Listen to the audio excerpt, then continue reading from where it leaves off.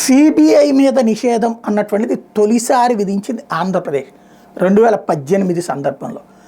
Central bureau of investigation CBI ఏదైతే ఉందో దాని చట్టపు తయారీలో ఒక లోపం ఉంది. వాస్తవంగా శాంతి భద్రతలు అనేది రాష్ట్ర ప్రభుత్వాల యొక్క లెక్క, అది కేంద్ర ప్రభుత్వం లెక్క కాదు.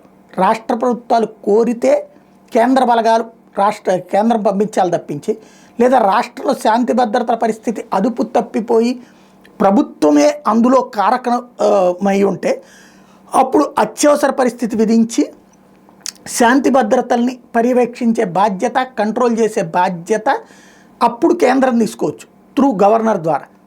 అంతేగాని మామూలుగా అయితే శాంతి భద్రతలు రాష్ట్ర ప్రభుత్వం ఖాతాలోనే ఉంటాయి, రాష్ట్ర ప్రభుత్వాల చేతుల్లోనే పోలీసులు ఉంటారు.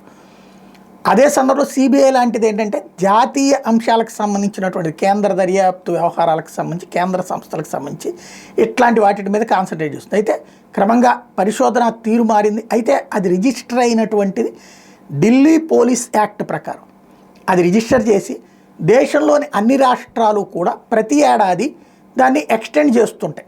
దానికి అంటే తమ రాష్ట్రాల్లో కూడా సిబిఐ కార్యకలాపాలు జరపచ్చు అని. బట్ అట్లా ఎక్స్టెండ్ చేయకపోతే నిషేధం విధించినట్టే.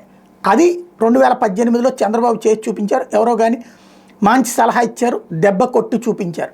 ఇప్పుడు అదే సిబిఐకి సంపూర్ణ అధికారాలు, దేశవ్యాప్తంగా దర్యాప్తు చేసే అధికారాలు చట్టబద్ధంగా ఇచ్చే చట్టం రాబోతుంది. దాని మీద కేంద్ర పార్లమెంటరీ సంఘం అంటే పార్లమెంటు సభ్యులతో కూడినటువంటి ఒక కమిటీ తాజాగా ఈ నివేదిక ఇచ్చింది.